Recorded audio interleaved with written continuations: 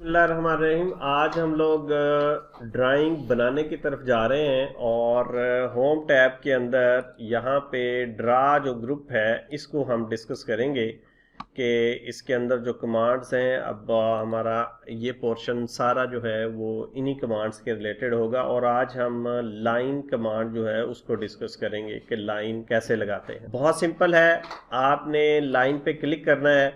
अब command active हो चुकी है। अगर आप यहाँ पे कमांड बार के अंदर LINE लिखेंगे, यहाँ से भी कमांड जो है वो एक्टिव हो गई और वो आपसे पूछ रहा है कि लाइन का स्टार्टिंग पॉइंट कौन सा रखना है। अब स्टार्टिंग पॉइंट जारी बात है कोऑर्डिनेट वैल्यूज़ होंगी, वो आपके पास मौजूद होंगी, तो आप उसी हिसाब से लाइन का जो है वो फर्स्ट पॉइंट रख लेते हैं। अगर मैं इसको 0 0 रखता हूँ तो ये UCS के यहाँ ये 0 0 पॉइंट ये है।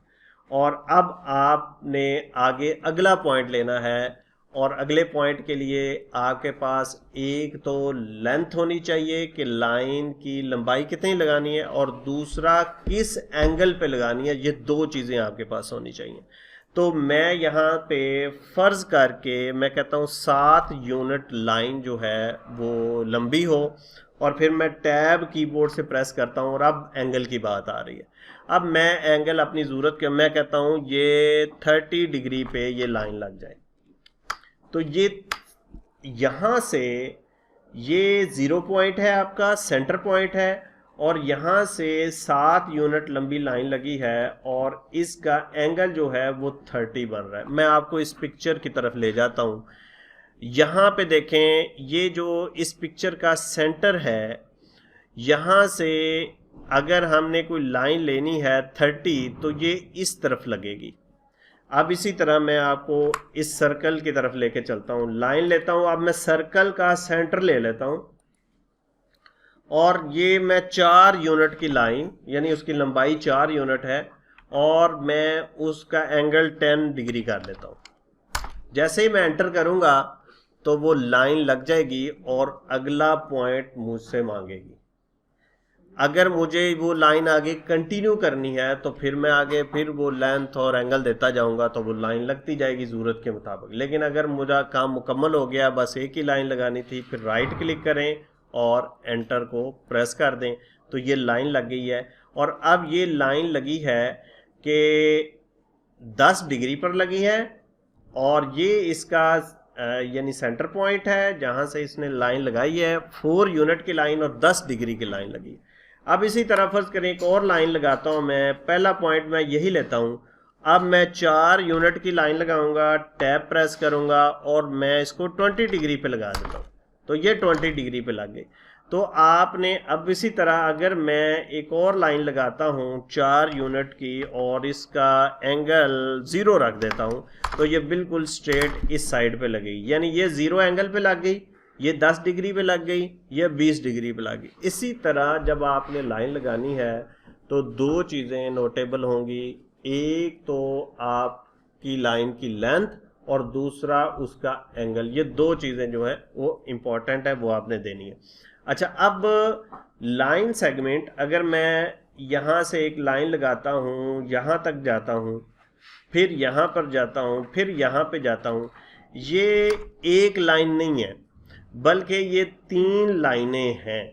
ये लाइन के 3 सेगमेंट हैं, एक ये टुकड़ा है, एक ये टुकड़ा है और ये टुकड़ा है। आप तीनों को अलग-अलग जो है वो उस पे ऑपरेशंस कर सकते हैं। फर्ज करें मुझे इसको मूव करना है, मैं यहाँ से पकड़ के इसको मूव करूँगा तो 2 लाइनें दूसरी अपनी जगह पे कायम है।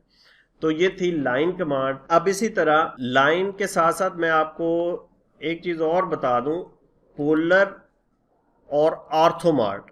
ये ज़रा नीचे देखें, आपके जो स्टेटस बार है उसके ऊपर ये एक मोड बना होगा। अगर तो मैं यहाँ पे लाइन का स्टार्टिंग पॉइंट लेता हूँ और मेरी लाइन देखें एंगल पे जा रही है, लेकिन अगर मेरा ऑर्थो मोड ऑन होगा तो फिर क्या होगा, मेरी लाइन जो है वो स्ट्रेट जाएगी। आप देखें स्ट्रेट, अब ये एंगल की तरफ नहीं मुड़ रही। आप लगा तो सकते हैं लेकिन ये इजीली नहीं मुड़ रही। तो अगर इस किस्म की सिचुएशन हो, आपने पोलर लगानी हो तो फिर ऑर्थो को ऑफ कर दो, अब ये पोलर में आ जाएगी। तो आप किसी भी एंगल, वो साथ साथ एंगल भी बताता जाएगा। और अगर आपने ऑर्थो ऑफ कर दिया, अब ये 90 डिग्री का जो है वो एंगल, उसी पे ये लाइन लगेगी। तो लाइन के साथ साथ एक और चीज़ ज़रूरी है। देखिए मैं लाइन लगाता हूँ यहाँ से, यहाँ से, यहाँ से, यहाँ से। अब राइट क्लिक करके आप इसको अंडू भी कर सकते हैं और इसको क्लोज भी कर सकते हैं। क्लोज करेंगे तो फर्स्ट पॉइंट लास्ट पॉइंट से जुड़ जाएगा। देखिए ये देखिए क्लोज हो गई। और अगर अंडू करेंगे तो फिर 1 स्टेप बैक, यानी ये जो सेगमेंट लगाया होगा ये नहीं लगेगा।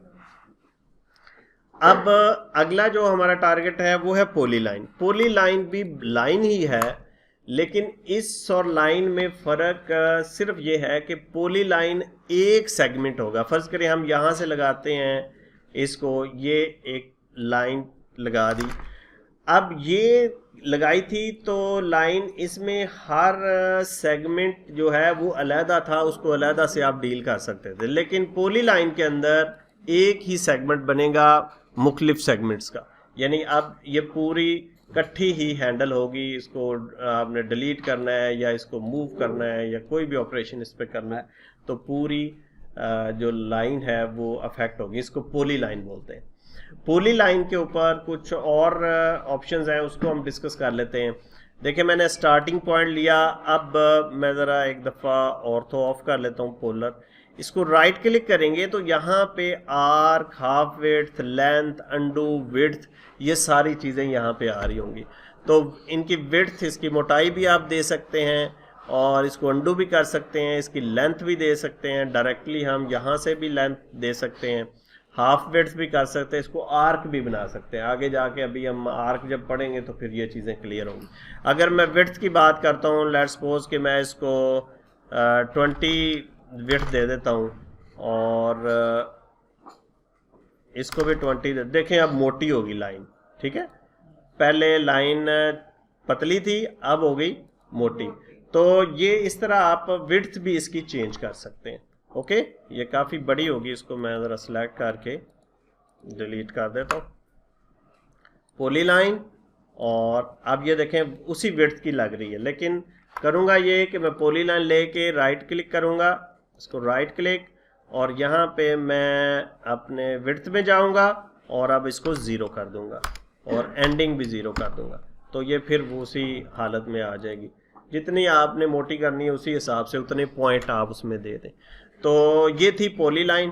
पॉली लाइन और लाइन में फ़र्क ये है कि लाइन में हर सेगमेंट अलहदा से ट्रीट होगा और पॉली लाइन में एक सेगमेंट ही ट्रीट करेगा जितनी आप उसको लगाएंगे।